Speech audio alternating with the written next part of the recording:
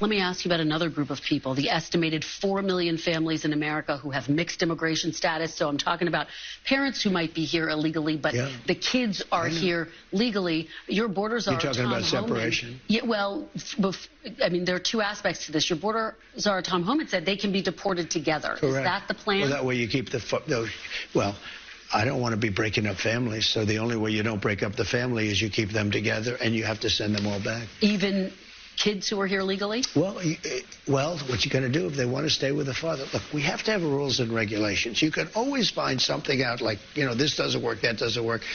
I'll tell you what's going to be horrible.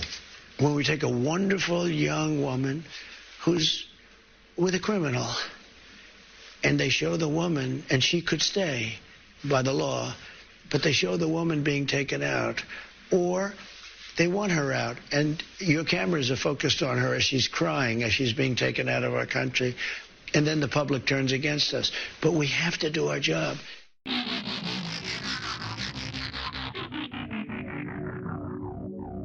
Hello and welcome to What the Just Happened Today, your essential guide to the daily shock and awe in national politics. I'm Joe Amditis. Let's get to it. It's Monday, December 9th, 2024. Welcome to day 1420. Donald Trump said he can't guarantee anything when he was asked whether his promised tariffs would increase prices for Americans during an NBC interview. "I think tariffs are the most beautiful word," Trump said. "I think they're beautiful. It's going to make us rich." Economists, however, have argued that Trump's proposal to impose a 25% tariff on imports from Mexico and Canada, along with an additional 10% tariff on all Chinese goods, would raise prices for U.S. consumers, since tariffs are paid by American companies importing the products and not by the exporting countries. When informed that economists agree that Americans would pay higher prices as a result of his plan, Trump dismissed the claim, saying, "I don't believe that." And when asked to guarantee American families would not pay more, Trump replied, "I can't guarantee anything. I can't guarantee tomorrow." Meanwhile, Trump did confirm that he will most likely pardon his supporters involved in the January 6th attack on the Capitol. Trump said, "I'm going to be acting very quickly, first day. They've been in there for years, and they're in a filthy, disgusting place that shouldn't even be allowed to be open." Trump added that there may be some exceptions to his pardons if somebody was radical, crazy, but he didn't rule out pardoning people who had pleaded guilty because they had no choice. On January 6, 2021, Trump tried to overturn his 2020 election loss by encouraging his followers to march to the Capitol and fight like hell to stop Congress from certifying Biden as president. "You have to show strength and you have to be strong," Trump said. In response, House Democrats introduced an article of impeachment against him for incitement of insurrection over his role in the riots at the Capitol, which left 5 people dead. 7 days after the attack, Trump was impeached a second time, with 10 Republicans joining Democrats in the vote, making him the only U.S. president to have been impeached twice. The Senate then voted to acquit Trump for the second time in 13 months. Trump also said that members of the January 6th committee should go to jail for investigating him. The bipartisan committee voted unanimously to subpoena Trump, and their final report concluded that Trump criminally engaged in a multi-part conspiracy to overturn the 2020 presidential election, and that he failed to act to stop his supporters from attacking the Capitol, resulting in the committee unanimously voting to refer the crimes to the Justice Department for prosecution. Moving on, Trump suggested that he will end birthright citizenship, saying you have to deport everyone who is in the country illegally.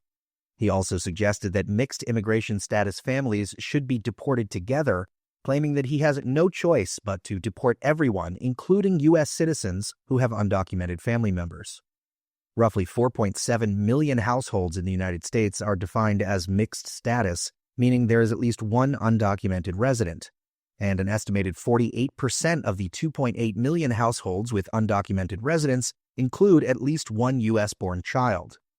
Trump previously called birthright citizenship frankly ridiculous because he claimed someone can have a baby on our land, you walk over the border, have a baby, congratulations, the baby is now a U.S. citizen. Birthright citizenship is, of course, enshrined in the 14th Amendment of the Constitution and states all persons born or naturalized in the United States and subject to the jurisdiction thereof are citizens of the United States.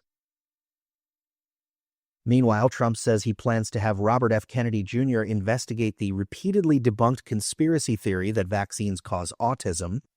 I think somebody has to find out, Trump said. I mean, something is going on. I don't know if it's vaccines, maybe it's chlorine in the water, right?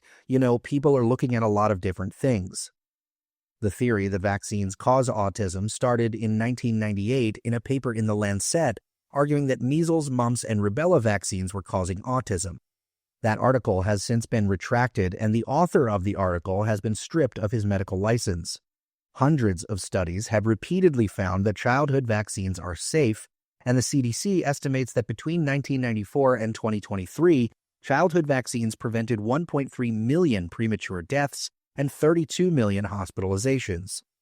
The World Health Organization has also ruled out any connection between autism and the MMR vaccine, and the rise in autism diagnoses is attributed to increased screening and awareness. Still, Trump said he was open to anything and has tapped Kennedy, the founder of a prominent anti-vaccine activist group, to run the Department of Health and Human Services. Moving on, Trump says he has no plans to remove Federal Reserve Chair Jerome Powell, saying, "I don't see it." Trump acknowledged the legal and practical barriers to removing Powell, who was originally appointed by Trump in 2017. His term expires in 2026.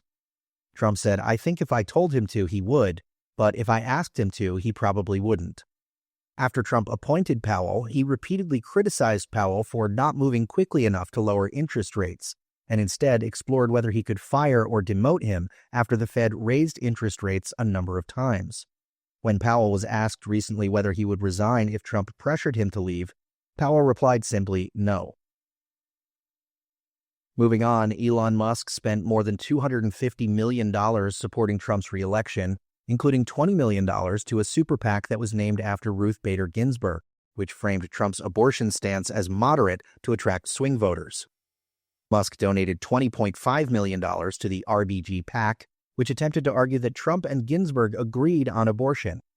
Trump, of course, has repeatedly taken credit for the Supreme Court's overturning of Roe v. Wade, which came after 3 of his Trump-appointed justices voted to eliminate the constitutional right to an abortion after 49 years of jurisprudence. After Justice Ruth Bader Ginsburg died, less than 2 months before the 2020 election, Trump and Senate Republicans confirmed Amy Coney Barrett to the Supreme Court.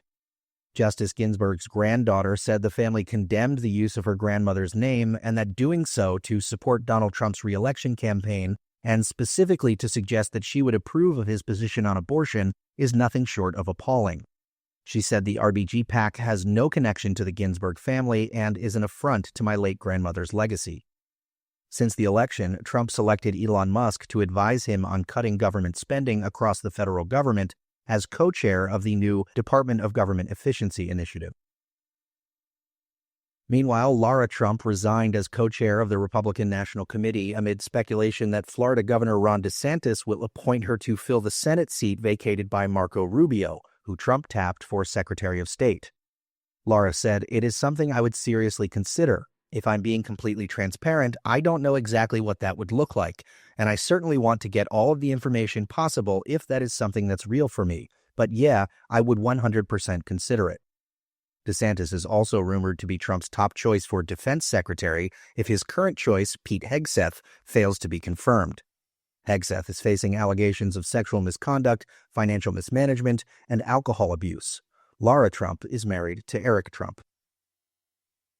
And finally, Trump appointed venture capitalist and podcaster David Sacks as the White House AI and crypto czar, who will guide policies on artificial intelligence, cryptocurrency, and online free speech. Sacks is a longtime ally of Elon Musk and J.D. Vance and has supported Trump through fundraising and public endorsements despite initially criticizing him after January 6th. Sacks will also lead the Presidential Council of Advisors for Science and Technology. The appointment reflects Trump's alignment with tech entrepreneurs and his supposed goal of positioning the United States as a global leader in AI and cryptocurrency. That's all for now. You can find the links and sources for all of these stories on the main website. And as always, visit whatthefjusthappenedtoday.com for the latest news and headlines. Until next time, I'm Joe Amditis.